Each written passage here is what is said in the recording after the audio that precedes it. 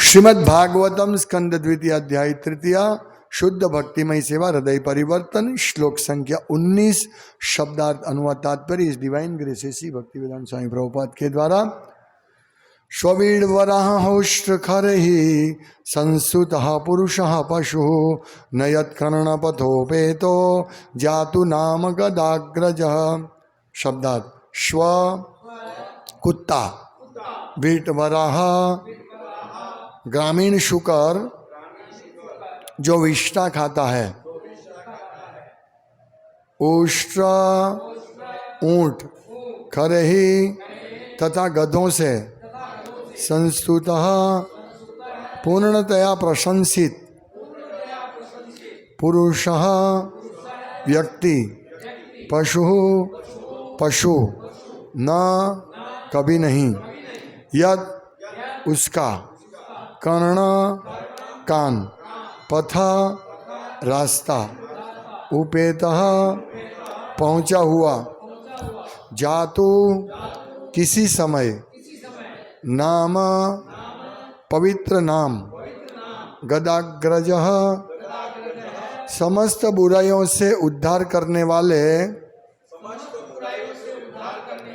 भगवान कृष्ण।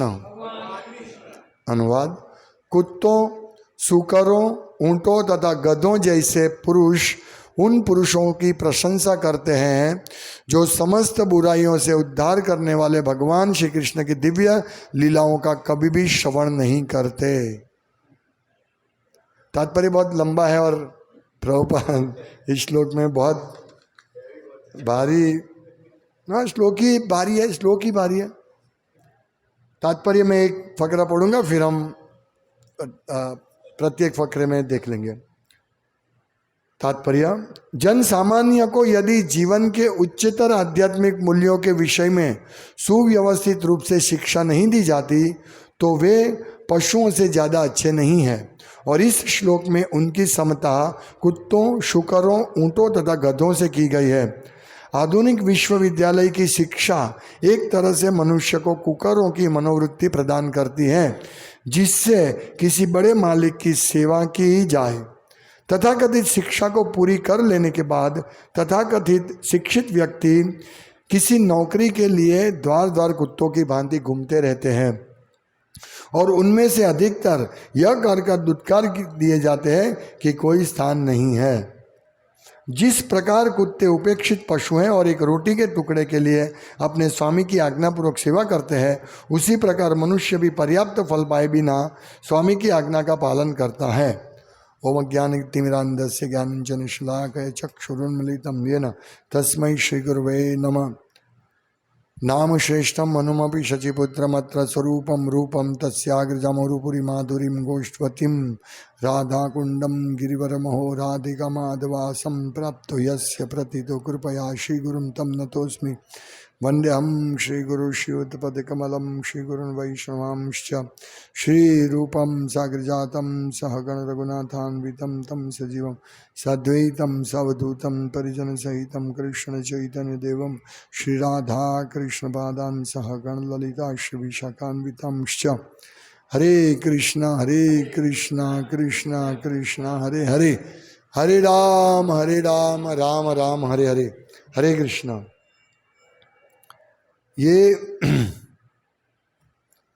इस श्लोक में हम आगे भी देखेंगे इस तात्पर्य में, लेकिन शिक्षण जब प्रॉपर नहीं मिलता है व्यक्ति को तो इस प्रकार से वो ये पशु लेवल तक गिर जाता है। प्रभुपाद लिखते हैं कि जन सामान्य को यदि जीवन के उच्चतर आध्यात्मिक मूल्यों के विषय में सुव्यवस्थित रूप से शिक्षा नहीं दी जाती तो वे पशुओं से ज़्यादा अच्छे नहीं हैं। अभी हम समझ सकते हैं श्रील प्रभुपाद का महत्व, कि श्रील प्रभुपाद ने हमको प्रॉपर शिक्षा दी है और दे रहे हैं। हम पशुओं के लेवल पर नहीं गिरते, बल्कि हम मनुष्य देवताओं के लेवल से ऊपर उठ के शुद्ध सत्व में जाकर हम भगवत धाम जा सकते हैं।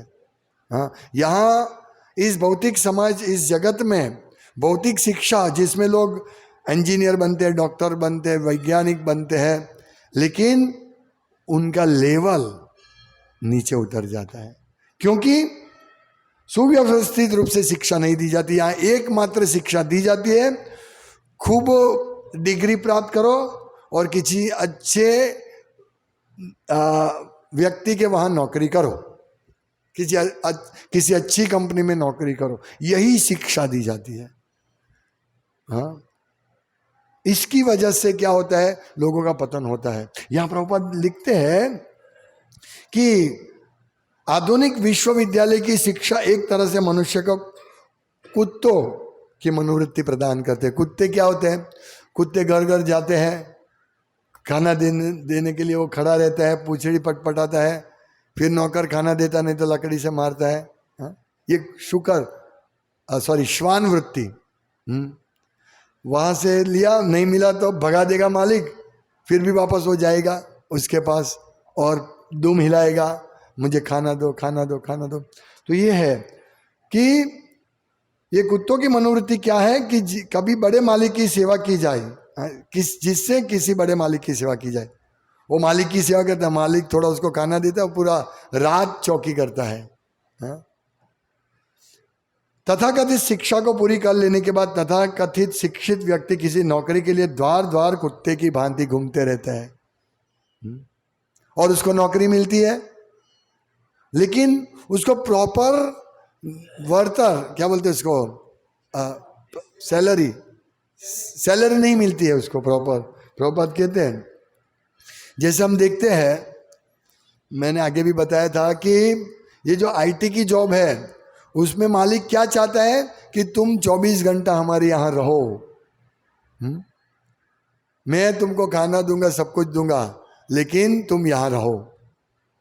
बहुत पगार देते हैं, पैसा देते हैं, लेकिन जो हम मनुष्य जीवन की क्षण दे देते हैं उनको, मनुष्य जीवन का समय दे देते हैं, उसके सामने जो पैसा मिलता है वो कुछ नहीं है।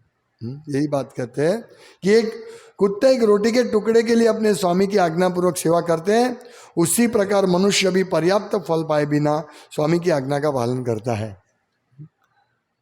अभी हम देखते हैं कि जो कुत्ता होता है, आप उसको थोड़ा सा दूध देंगे, अभी तो पार्ले जी का बिस्किट लोग देते हैं, तो जैसे ही वो व्यक्ति आएगा वो तुरंत ही कुत्ता दुम हिलाएगा। हाँ, क्योंकि वो मालिक हो गया मेरा, वो मुझे खाना देता है, वो मुझे बिस्किट देता है, मुझे दूध देता है। हमारे पड़ोस में ऐसा ही है, एक वो पंजाबी लोग रहते हैं, तो वो लड़का है ना, दूध हर रोज देता था। तो वो जैसे उसकी गाड़ी आती रात को, शाम को, कभी भी आती, कुत्ता कहीं पे भी होगा, 4-5 कुत्ते उसके पीछे आ जाएंगे। हाँ, ऐसे इसको श्वान वृत्ति बोलते हैं, कुत्ते। तो कुत्ता और मालिक की आज्ञा के पालन के लिए कुछ भी थोड़ा सा भी हमको उसको दे दिया जाएगा, वो करेगा। इसी हमने कितना मेहनत करके हमने डिग्री हासिल की, इंजीनियर बने, हाँ, डॉक्टर बने। भैया डॉक्टर की भी यही हालत है कुत्ते जैसी। हाँ, इस हॉस्पिटल में काम करो, मालिक बोलेगा देखो तुमको इतना रुपये का ऑपरेशन लाने का, इतना पेशेंट लाने का। हाँ, तो यस, अभी तुमने इतना मेहनत करके एक शिक्षण प्राप्त किया, उच्च शिक्षण बोलते हैं ऐसे भौतिक जगत में, लेकिन उससे तुमको तो दुम हिलानी पड़ती है मालिक के सामने। मालिक डांट देगा। मैंने देखा है इंजीनियर को डांटते हुए। मिल मालिक, मैं मिल में जॉब करता था ना मैं, तो वहाँ जो इंजीनियर आते थे ना, मतलब वहाँ जो जॉब करते थे, उसको 50,000 उस टाइम सैलरी मिलती थी, लेकिन जब वो मालिक अनपढ़ होता है, ज़्यादा पढ़ा लिखा नहीं, 2-4 चौपड़ी पढ़ा है, वो मालिक आगे उसको इतना डांटेगा कि कोई सहन नहीं करेगा। पर नहीं, क्योंकि वो कुत्ते की तरह है। हाँ, आज्ञा का पालन, जी मालिक आपने डांटा तो चलेगा। तो ये भौतिक जगत के कुत्ते की परिस्थिति बता रहे। लेकिन यदि कोई आध्यात्मिक कुत्ता बने, अपने गुरु का कुत्ता बने, तो वो उसको सर्वोत्तम लाभ प्राप्त होता है, भगवत धाम जाने का, कृष्ण प्रेम। तो ये कुत्ते के बारे में वर्णन है। दूसरा सुअर के बारे में बताएंगे। श्व मीन्स कुत्ता, पहले कुत्ता। वीट वराह यानी शुकर, जो मल खाने वाला, वीट विष्ठा, तो उसके बारे में दूसरा तात्पर्य है, जो लोग खाने के मामले में कोई विवेक नहीं बरतते और सभी प्रकार की सड़ी गली वस्तुएं खाते हैं वे शुकर तुल्य है। शुकरों को मल खाना बहुत पसंद है। इस तरह मल पशु विशेष का प्रिय खाद्य है। इस तरह मल पशु विशेष का प्रिय खाद्य है। इस तरह जिस तरह मल पशु विशेष का विशेष प्रिय खाद्य है, इसी तरह कुछ पशु या पक्षी पत्थर तक खाते हैं। किंतु मनुष्य सभी तरह की वस्तुएं खाने के लिए नहीं बना। वह तो अन्न, शाक, फल, दूध, चीनी इत्यादि खाने के लिए आया है। पशु आहार मनुष्य के लिए नहीं है। पशु आहार मतलब नॉनवेज नहीं खाना चाहिए। ठोस भोजन चबाने के लिए मनुष्य में विशेष प्रकार के दांत होते हैं जिनसे वह फल तथा शाक काट सकता है। मनुष्य को 2 कुकर दांत भी दिए गए जिनसे कुछ ऐसे लोगों को थोड़ी छूट मिल सके जो किसी भी हालत में सामिष भोजन करने वाले हैं।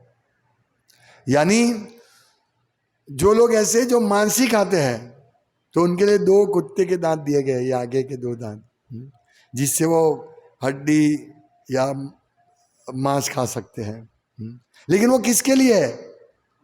प्रभुपाद लिखते हैं जिनसे कुछ ऐसे लोग जो को थोड़ी छूट मिल सके जो किसी भी हालत में सामिष भोजन करने वाले हैं, मतलब मांसाहार करने वाले हैं। ऐसे लोग होते हैं, लेकिन ये आदिवासी बहुत निम्न स्तर के लोग उसको बोलते हैं। उसको म्लेच्छ कहा जाता है। म्लेच्छ यानी बहुत नीच, मनुष्य समाज में बहुत नीच लोग जो मांस खाते हैं। यह सबों को ज्ञात है कि एक मनुष्य के लिए जो भोजन है वही दूसरे मनुष्य के लिए विष हो सकता है। मनुष्य से अपेक्षा की जाती है कि वे भगवान श्री कृष्ण को अर्पित भोग के बचे खुचे अंश को ग्रहण करेंगे और भगवान पत्र, पुष्प, फल आदि ग्रहण करते हैं। भगवद गीता में है। वैदिक शास्त्रों में कहा गया है कि भगवान को कभी पशु आहार अर्पित नहीं करना चाहिए, यानी भगवान को मांस अर्पित नहीं करना चाहिए। ये जय केशव प्रभु को भेजना पड़ेगा, नोट कर दो, नहीं उनको भेज देंगे। वैदिक शास्त्रों में कहा गया है कि भगवान को कभी पशु आहार अर्पित नहीं करना चाहिए, क्योंकि वो बताते हैं यद करोषि यद स्नासी यद जोशी ददासी यत, तुम जो भी खाते हो, यद करोषि तुम जो भी करते हो, यद करोषि यद स्नासी जो भी खाते हैं, यद जोशी जो अर्पण करते हैं, ददासी यत जो दान देते हैं, तत्कुरुष्व मद अर्पणम, वो मुझे अर्पण करो। तो हमारे भक्त ने बताया कि जो भी हम खाते हैं वो अर्पण करो, ऐसा लिखा? नहीं, यहाँ स्पष्ट लिखा है। वैदिक शास्त्रों में कहा गया है कि भगवान को कभी पशु आहार अर्पित नहीं करना चाहिए। भगवान को सिर्फ पत्रम, पुष्पम, फलम, तो है सब्जी, अन्न, फिर दूध के आइटम, चीनी, ये सब अर्पित करना चाहिए। अतएव मनुष्य विशेष प्रकार का भोजन करने के लिए है, उसे तथाकथित विटामिनों की पूर्ति के लिए पशु का अनुकरण नहीं करना चाहिए। अतएव जो व्यक्ति भोजन के मामले में विवेक से काम नहीं लेता उसे शुकर के तुल्य बताया गया है। तो ये शुकर, सुअर,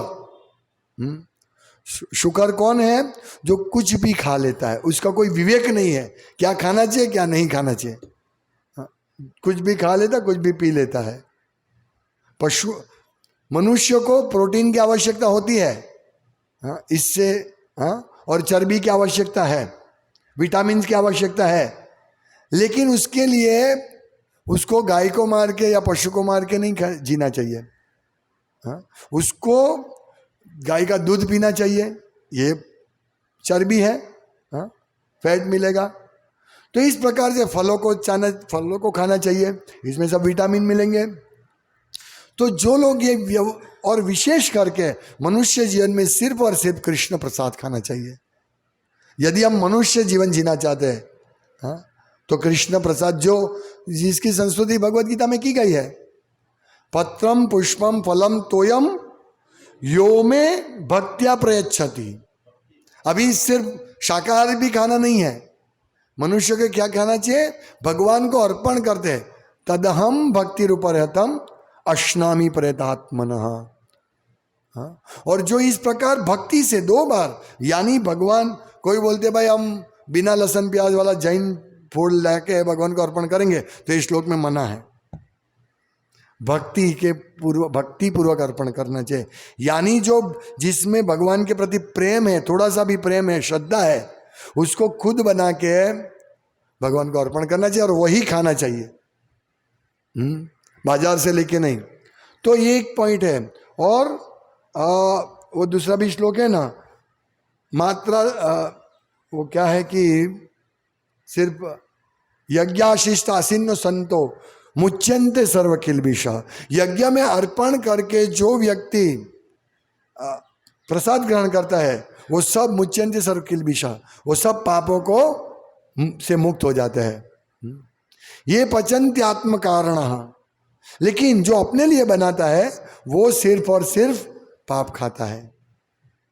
तो ये दो चीज, एक तो मांस खाना नहीं चाहिए और दूसरा भगवान को अर्पण करके ही सब कुछ खाना चाहिए जो मनुष्य का आहार है।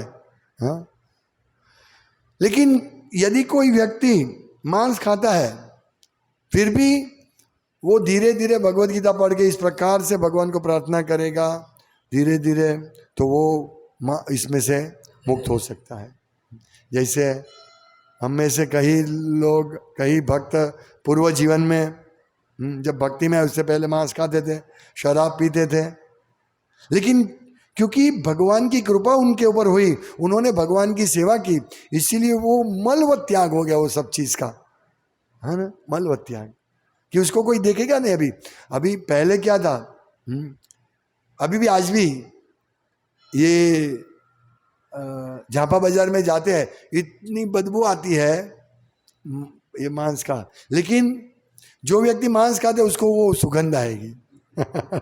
हाँ, जैसे मैंने चाइना को उदाहरण दिया था ना, वो कितना बढ़िया सुगंध है, चलो मैं इसको खा लूं, लेकिन भक्त जाता है वो वहीं से जाता ही नहीं है, बदबू आती है उसकी वजह, क्योंकि वो पाप है, बड़ा पाप है। गाय का कत्ल करना, पशुओं का मांस खाना बड़ा पाप है, लेकिन ये जो विवेक से काम नहीं लेता उसे शुकर के तुल्य बताया गया। तो ये दूसरा, ये मनुष्य की बात कर रहे हैं, ये पशु का उदाहरण के ऐसे मनुष्य है जो पशु तुल्य है। शौवीड़, वराह, होष्ट्र और खरेही, ये चार पशु, वो क्या है, ये चार पशु का अभी तो प्रभुपाद डेफिनेशन दे रहे क्या है। ये दूसरा पशु हुआ, यानी ये चार प्रकार के मनुष्य का डेफिनेशन। पहले शुकर इसका दिया, श्वान कुत्ते का, कुत्ता जो दर दर भटकते हैं नौकरी के लिए, शिक्षण की खामी बताई। दूसरा जो कुछ भी खा लेता वो शुकर के समान है, शुकर यानी डुक्कर, सुअर के समान है। अभी तीसरा होष्ट्र यानी ऊंट। ऊंट एक ऐसा पशु है जो कंटीली वस्तुओं खाने से आनंदित होता है, यानी क्या है वो, अपना ही खून। जो व्यक्ति पारिवारिक जीवन या तथाकथित भोग का सांसारिक जीवन बिताना चाहते हैं उसकी तुलना ऊंट से की गई है। भौतिकतावादी जीवन कांटों से भरा हुआ है, अतएव मनुष्य को चाहिए कि वैदिक अनुष्ठानों की संस्कृति विधि के अनुसार जीवन यापन करें, जिससे बुरे से बुरे सौदे से भी सर्वोत्तम लाभ लिया जा सकता है। यानी वेदों में जो संस्तुत की गई है, इस प्रकार हमें जीवन जीना चाहिए, उस प्रकार हमारा मनुष्य जीवन जातीय जीवन के लिए नहीं होना चाहिए। भौतिक जगत में अपना ही खून चूसकर पालन पोषण करना होता है, ये भौतिक जगत का स्वभाव है। भौतिक भोग का आकर्षण केंद्र विषयी जीवन है। तो ये ऊंट का उदाहरण देखिए, जो अपना खून पीता है वो जातीय जीवन में व्यस्त रहने वाले व्यक्ति के लिए है ऊंट। भौतिक भोग का आकर्षण केंद्र विषयी जीवन है। विषयी जीवन का भोग अपना खून चूसना होता है, और इस प्रसंग में अधिक कहने की आवश्यकता नहीं है। ऊंट भी कंटीली टहनियाँ चबाते समय अपना रक्त चूसता है। ऊंट जिन कंटीली टहनियों को खाता है वे उसकी जीभ को काट देती है, जिससे उसके मुंह के भीतर खून आने लगता है।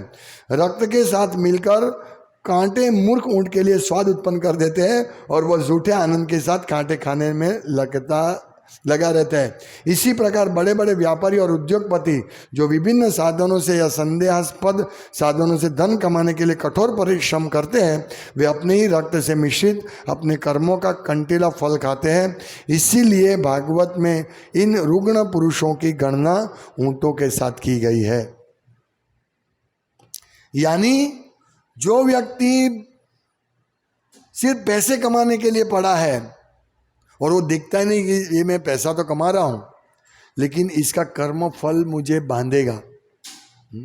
वो बहुत पैसा कमाता है और फिर क्या करता है, वो अच्छा बड़ा अपना यश प्राप्त करता है। हाँ, यश, वो धन का दुरुपयोग करता है, अच्छा घर, अच्छी गाड़ी। इस प्रकार वो अपने ही कर्म रूपी कांटों से, वो उसको मालूम नहीं कि वो कितना चुभेगा वो कांटा। आज हम कोई भी दुख सहन कर रहे, वो हमारे ये कांटा है जो हमने पूर्व जन्म में, आगे के जन्म में जो पाप किया था कमाई करके, कमाई करके हम जो पाप पूर्ण व्यवहार किया था। आज हम देखते हैं कि लोग कोई भी चीज अनिति से कमाते हैं, जो भी हो, और वो धन प्राप्त करके वो कर्म फल से छूट जाते हैं। जैसे मृगारी का उदाहरण आता है, मृगारी और हाँ कि भाई उन वाल्मीकि का मृगारी नारद मुनि ने पूछा कि तुम पूछो, तुम ये जो हत्या कर रहे हो उसके सहभागी कौन है? तुम अकेले रहोगे, तुम्हारा फैमिली नहीं सहभागी है इसमें। इसी प्रकार ऊंट जैसे लोग कुछ भी काम करो, पैसा बस लो, 2 नंबर के काम करो, किसी का मर्डर कर दो, ये लो, ये अंडे बेचो, फिर दोनों जो मांस का दुकान है, अंडा, शराब की दुकान, अभी शराब, हाँ वो अभी एक बिजनेस है, तो बड़ा शराब का दुकान करो इसलिए, और तुम पैसा कमाओ। लेकिन ये जो भी काम हम ये व्यापार भी करते हैं, हाँ, जो व्यापार में भी बहुत बड़ा कर्म बंधन में हम फंसते हैं। इसीलिए संस्तुति की गई है। दो श्लोक पहले, 1 श्लोक पहले आया था ना कि दान देना चाहिए। तो दान इसीलिए देना पड़ता है, हम बुरे कर्मों में फंसे हैं। क्योंकि इस जगत में, इस भौतिक जगत में हम कोई भी कार्य करते हैं, उसकी हमें पाप कर्म लगेगा ही लगेगा। बिजनेस, जैसे हम वैश्य है, हम बिजनेस करते, हम झूठ बोलते हैं, झूठ बोलते पाप कर्म लगता है, लेकिन करना पड़ता है। इसीलिए संस्कृति की गई है कि दान दो। आप समझ रहे, दान देना का महत्व यही है, दान देना चाहिए, नहीं तो हमको ये कर्म फल लगेगा। आप कमाओ, प्रॉब्लम नहीं है, लेकिन सिर्फ अपनी इंद्रिय तृप्ति के लिए नहीं, भगवान की सेवा के लिए दान दो। नहीं तो ये ऊंट की तरह ये जो कर्म कांटे हैं ना, वो हमको इतने चुभेंगे, और हम धन मिलते तो हम लोग बहुत अच्छा ऐश्वर्यपूर्ण वैभवशाली जीवन जीना चाहते हैं, हाँ? और ये धन मिलेगा, हम ज़्यादा होटल में जाएंगे, होटल में जाने शुअर का खाना, शुअर की तरह। और ये जो धन मिलते हैं, हम अपने मालिक को, अपने पार्टनर को या सबको हाथ जोड़ के कुत्ते की तरह कहते हैं, भाई थोड़ा पेमेंट दे दो ना, पेमेंट दे दो। तो इस प्रकार कुत्ता, सुअर और ऊंट, तो ये इसमें ऊंट जैसा कांटे वाली चीज खाता है, उसको लगता है ये बहुत अच्छी है, लेकिन उससे उसका लोही निकलता है और वो खाता है और वो सोचता है कि मैं बहुत अच्छा टेस्टी खा रहा हूँ। ऐसे ही मैं बहुत पैसा कमा रहा हूँ, लेकिन तुम क्या कमा रहे हो? तुम्हारे कर्म रूपी कांटों का लोही से तुमको ये टेस्ट मिलता है। हाँ, ये हमें है, हाँ, वो पान पराग, ये सब कर्म, ये इसमें आ गया, शुकर में आ गया, पान पराग मावा खाना सुअर में आ गया। लेकिन ये नहीं, वो जो है सुकर कुछ भी खाता है, वो एक अलग चीज है, और ये कुछ भी काम करता है, उसका जो ये मिलता है ना उसको, नहीं पैसा, धन, तो उसको वो भगवान की सेवा में नहीं लगाएगा, अपने इंद्रिय तृप्ति में लगाएगा, और जो कांटे मिलते हैं उसको, पाप कर्म रूपी कांटे, हाँ, वो इसका होस्ट पशु का, हाँ, पारिवारिक जीवन। जैसे हम खाते हैं कुछ भी तो उससे लोई बनता, बहुत ये चमड़ी बनती है, फिर मांस बनता है, हड्डी बनती है और लोई बनता है। और ऐसे लोई के अनेक बूंद, एक लोई का बूंद बनाने के लिए बहुत खाना पड़ता है, और एक लोई बूंद बनेगा, ऐसे बहुत सारे बूंद से एक वीर्य का एक बूंद बनेगा। और वो वीर्य यदि हम गंवा देते हैं जातीय जीवन में पुत्र प्राप्ति के बिना, तो वो कितना बड़ा हम लोई, हमारा लोई को हम ये वीर्य जो गंवा देते, ये भी इसका है जातीय जीवन। हाँ, नहीं, ये हम जातीय जीवन प्रॉपर लिखते हैं। जो व्यक्ति पारिवारिक जीवन या तथाकथित भोग का सांसारिक जीवन बिताना चाहते हैं, उसकी तुलना ऊंट के से की गई। यानी दो चीज़ इसमें, ऊंट अपना वीर्य, मतलब जो मनुष्य अपना वीर्य को अच्छे पुत्र प्राप्ति के लिए नहीं, लेकिन जातीय जीवन के लिए बिताता है, वो ऊंट के समान है। और जो व्यक्ति कुछ भी काम करता है कर्म बंधन की सोचे बिना और पैसा प्राप्त करता है, इससे भी वो अच्छा पारिवारिक जीवन जी सके, तो ये दोनों ऊंट के लिए है। ऊंट समान मनुष्य ऐसा ही करता है जातीय जीवन। दिवाचार ते हया राजन कुटुंब भरणे नवा, निद्रा रियते नक्तम व्यवायन चा वयः। यानी दिन जाता है उसका कमाने में, कुटुंब के भरण पोषण में, और निद्रा जाती है जातीय जीवन में या नींद में। तो ये ऊंट है। अभी गधा, चौथा, गधा ऐसा पशु है जो सबसे बड़े मूर्ख के रूप में विख्यात है। गधा कठिन श्रम करता है और खुद के लिए बिना किसी लाभ के भारी से भारी बोझा ढोता है, उठाता है। अभी प्रभुपाद ने इसमें विशेष नोंद की है, ये तात्पर्य में, मनुष्य जीवन मूल्यों की प्राप्ति के लिए है, हमें कुछ मिलना चाहिए, मूल्य, अर्थ। यह जीवन अर्थदम अर्थात मूल्य प्रदान करने वाला कहलाते हैं। और जीवन का सबसे बड़ा मूल्य क्या है? यह है अपने घर भगवत धाम वापस जाना। जैसा कि भगवत गीता के 8वें अध्याय के 15 श्लोक में इंगित हुआ है, मनुष्य के स्वार्थ का लक्ष्य भगवत धाम वापस जाने के का होना चाहिए। गधा अपना हित नहीं पहचानता और वह केवल दूसरों के लिए कठिन श्रम करता है। पहले तो, अभी तो गधे का उपयोग नहीं करते हैं लोग, लेकिन पहले गधे का उपयोग धोबी करते हैं, पशु उसके ऊपर कपड़ा डाल के लेके जाता था। और मैंने देखा ईंट रेती कपची, वो मैंने देखा था, अभी भी जाते हैं, हाँ गांव में जाते होंगे। अभी दोनों साइड ईंट और रेत रखते, तब टेम्पो था नहीं, रास्ता अच्छा था नहीं, टेम्पो कोई नहीं, ईंट रेत सब गधा, 10 गधा रेत लाओ, 10 गधा ईंट लाओ। तो यही है कि मनुष्य के स्वार्थ का लक्ष्य भगवत धाम वापस जाने का होना चाहिए।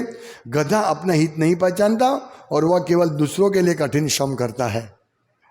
जो व्यक्ति मानव जीवन में उपलब्ध होने वाले अपने निजी हित को भूलकर केवल दूसरों के लिए ही कार्य करता है, वह गधे के समान है। ब्रह्म वैवर्त पुराण में कहा गया है, अशितिम चतुश्चैव लक्षांस्तान जीव जातिषु ब्रह्मद्भिः पुरुषैः प्राप्यम मानुषम जन्म पर्ययात् तदप्य फलताम जाता तेषाम आत्माभिमानिनाम वराकाणाम मनाशित्य गोविंद चरणद्वयम्। मानव जीवन इतना महत्वपूर्ण है कि उच्चतर ग्रहों के देवता भी कभी कभी इस पृथ्वी पर मनुष्य देह की कामना करते हैं। हाँ, क्योंकि केवल मानव शरीर में ही मनुष्य भगवत धाम को सरलता से वापस जा सकता है। यदि ऐसा महत्वपूर्ण शरीर प्राप्त करने के बावजूद भी कोई गोविंद श्री कृष्ण के साथ अपने भूले हुए सनातन संबंध को पुनः स्थापित नहीं कर पाता, तो वह निश्चय ही मूर्ख है, जिसने अपना सारा स्वार्थ भुला दिया है। यह मनुष्य देह 84 लाख योनियों के चक्र में क्रमशः विकसित होने के बाद प्राप्त होती है और बेचारा मनुष्य अपने खुद के स्वार्थ की महत्ता को भूलकर राजनीतिक उत्थान तथा आर्थिक विकास के नेता के रूप में अंधों को ऊपर उठाने के लिए अनेक भ्रामक कार्यों में संलग्न रहता है। पॉलिटिक्स में ऐसा ही होता है ना, दूसरे के लिए कार्य, हाँ वो क्या है, लोकशाही, क्या लोगों के लिए, लोगों के द्वारा और लोगों से बनाई हुई, लोगों के लिए। तो इसकी संस्कृति, इसको क्या बोलते हैं, गधा। प्रभुपाद स्पष्ट लिखते हैं कि, और शास्त्र की बात है ये, कि जो राजनीतिक उत्थान तथा आर्थिक विकास के नेता के रूप में अन्यों के ऊपर उठाने के अनेक भ्रामक कार्यों, ये आर्थिक विकास लोगों के लिए, अपने परिवार के लिए, हाँ, या नेता पूरे अपने देश के लिए, ये सब कुछ गधे समान है। राजनीतिक उत्थान या आर्थिक विकास के लिए प्रयास करने में कोई हानि नहीं है, हाँ, किंतु मनुष्य को जीवन के असली उद्देश्य को भूलना नहीं चाहिए। ठीक है, आप नेता हो, कोई प्रॉब्लम नहीं है, हाँ, आप बहुत कमाते हैं, कोई प्रॉब्लम नहीं है, लेकिन आप ये समझो कि मनुष्य जीवन भगवत धाम जाने के लिए है, उच्च मूल्यों के लिए है, ये भूल जाते हैं। इसीलिए भक्त लोग जब कमाते हैं तो दान देता है, ये मुझे भगवान ने दिया है, मैं उसका दान दूंगा, नहीं कि अपने लिए वापरेगा। इसीलिए दान की संस्कृति की गई है। और यदि आप नेता बनने, ठीक है, लेकिन लोगों को कृष्ण भक्ति में उठाओ, तभी तुम्हारा जन सार्थक होगा। लोगों को देखो कि लोग वर्णाश्रम के हिसाब से अपना कार्य कर रहे हैं कि नहीं। आज कल नेता सिर्फ अपनी कुर्सी के लिए काम करते हैं, लोगों के उत्थान के लिए इतना काम नहीं हो रहा है। हाँ, ऐसे सारे परोपकारी कार्यों को भगवत धाम वापस जाने के उद्देश्य के साथ जोड़ देना चाहिए। जो मनुष्य यह नहीं जानता वह उस गधे के तुल्य है जो दूसरों या अपने कल्याण की परवाह न करके केवल अन्यों के लिए ही कार्य करता है। अभी मृगारी अपने फैमिली को पोषण देता था, लेकिन अपने लिए क्या कर रहा था, अपने लिए कांटा। हाँ, इसी प्रकार जो मनुष्य दिन रात मेहनत करता है, चाहे वो पॉलिटिकल हो, प्राइम मिनिस्टर हो, चीफ मिनिस्टर हो, मिनिस्टर हो, कोई भी हो, लेकिन यदि वो भगवत धाम जाने के लिए प्रयास नहीं करता, तो जैसे हम देखते हैं बड़े बड़े राजा, ये परीक्षित महाराज की बात कर लो, परीक्षित महाराज बड़े पॉलिटिशियन थे, लेकिन उन्होंने भगवान की सेवा के लिए अपना जीवन समर्पित किया था। उन्होंने देखा था राज्य में कहीं पे भी कोई पाप कर्म नहीं करे, इसीलिए जब एक शूद्र गाय को काटता था तुरंत रोक लिया। तो प्रभुपाद कहते हैं कि हमें ऐसे पॉलिटिशियन चाहिए जो कल्याण कार्य में लगे, दूसरे को भी भगवत धाम पहुंचाए और वो खुद भी भगवत धाम जाने के लिए तैयारी करें। अभी आगे, सामान्यतः धोबी गधे को रखता है, अभी गधे का और आगे ये नोट थी, अभी तात्पर्य आगे बढ़ता है। सामान्यतः धोबी गधे को रखता है जिसकी सामाजिक स्थिति सम्मानजनक नहीं होती है। कोई गधे की पूजा करता है? नहीं। और गधे की सबसे बड़ी विशेषता यह है कि गधी द्वारा उसे दुलत्ती मार जाते रहने पर उसका अभ्यस्त हो जाता है। गधी कितनी भी लात मारे वो संभोग के लिए जाएगा। जब गधा मैथुन के लिए ललचाता है तो गधी दुलत्ती चलाती है, लात मारती है, फिर भी गधा मैथुन के लिए उसके पीछे पीछे लगा रहता है। अतएव स्त्री के गुलाम मनुष्य की तुलना गधे से की जाती है। जन सामान्य इस कलयुग में विशेष रूप से अत्यधिक श्रम करते हैं। इस युग में मनुष्य गधे के कार्य में लगा रहता है। वह भारी बोझा उठाता है और थैला तथा रिक्शा खींचता है। प्रभुपाद एक तात्पर्य में कहते हैं मनुष्य इतने मूर्ख हो गए कि अभी वो थैला चलाता है। ये थैला किसको चला है? गधा चलाता है या पशु चलाता है? थैला यानी बोझ वहन करने वाला वो रिक्शा, हाँ वो थैला चलाता है। हरे कृष्ण। मानव सभ्यता के तथाकथित विकास ने मनुष्य को गधे के कार्य में लगा रखा है। देखिए, हम सोचते हम विकास कर रहे हैं, लेकिन मनुष्य को गधे के कार्य में लगा रखा है। बड़ी बड़ी फैक्ट्रियों तथा कार्यशालाओं में भी श्रमिक गण ऐसे भारी काम में लगे रहते हैं। देखिए, जो ये फैक्ट्री में जो वर्कर्स काम कर रहे हैं वो गधे हैं, हाँ। और दिन भर कठिन श्रम करने के बाद फिर से बेचारे मजदूर को घर पर न केवल काम सुख के लिए अपितु अनेक घरेलू कार्यों के लिए उसकी स्त्री लतियाती है। यानी वो इतना मेहनत करके घर पे आता है तो उसकी बीवी बोलती है मेरे लिए ये लेके आओ, मेरे लिए वो लेके आओ, समझ रहे, हाँ। वो लात मारती है स्त्री, मेरे लिए साड़ी लेके आओ, मेरे घर का ये नहीं है वो नहीं है, हाँ? और जब वो मैथुन सुख के लिए उसको करते हैं तब श्री बोलती जाओ, लात मार के भगा देती है। ये बेचारा पूरा दिन फैक्ट्री में काम किया, गर्मी में मजदूर और जो भी है वो, घर पे आता बीवी बोलती है ये लाओ वो लाओ, हाँ जाओ, वो बोला मैथुन सुख के लिए हाथ जोड़ेगा नहीं, लात मारेगी। ये ऐसे लोग गधे की तरह है, हाँ। अतएव अभी मेन चीज नयत कर्ण पथों पे, तो इनके कान में नयत कर्ण पथों पे तो जातु कभी भी नहीं, इनके कर्ण में प्रवेश नहीं होता कभी भी नहीं। क्या नाम गदाग्रज, पवित्र नाम किसका? भगवान कृष्ण का। तो ऐसे 4 पशु है उनके कान में भगवान का नाम नहीं जाता है। इसीलिए सोचिए हम हमारे ऊपर भगवान कृष्ण की और शिल प्रभुपाद की, चैतन्य महाप्रभु कितनी बड़ी कृपा है कि हम स्पेशल ये कथा जातु नाम गदाग्रज, पवित्र नाम गदाग्रज, समस्त बुराई से उद्धार करने वाला भगवान कृष्ण, उनका नाम हमारे कान में जाता है, हाँ? हम प्रभुपाद के आभारी है कि हमको इस प्रकार से दिया है। तो अतएव श्रीमद् भागवत द्वारा आध्यात्मिक प्रकाश से रहित सामान्य मनुष्य को कुकरों, शुकरों, ऊंटों तथा गधों की श्रेणी में रखा जाना अतिशयोक्तिपूर्ण नहीं है। ये कोई सुनेगा ही भागवत में ऐसी बातें आती है? नहीं, ये अतिशयोक्ति नहीं है, सच्चाई है, बिल्कुल सच्चाई है। हमको कुत्ते जैसे लोग मिलेंगे जो घर घर जाके नौकरी मांगता है, गधे जैसे मिलेंगे जो लात खाएगा बीवी की, अपनी पत्नी की, अपने परिवार की, फिर भी वो उसको काम के लिए पूरा दिन गधे की तरह मेहनत करेगा, रात को लात खाएगा। ऊंट अपने ही मैथुन से अपना ही वीर्य गंवा के, अपना ही लोही को गंवा के वो सोचता आओ मुझे बहुत आनंद मिलेगा, हाँ। और शुकर कुछ भी जाता है, कहीं भी खाता है, मांस, शराब पीना, मावा खाना, अपनी इंद्रिय सुख के लिए, शुकर उसको अच्छा लगता है। तो ये, हाँ, तो ये अतिशयोक्ति नहीं है। देखिए ये इतना भारी नहीं है। हम सोचे अरे भागवतम में इतना भारी है, तो प्रभुपाद की अतिशयोक्ति नहीं है। भले ही ऐसे अज्ञानी जनसमूह के नेता तमाम कुकरों तथा शुकरों द्वारा पूजित होने के लिए गर्वित हों, किंतु यह कोई सम्मान नहीं है।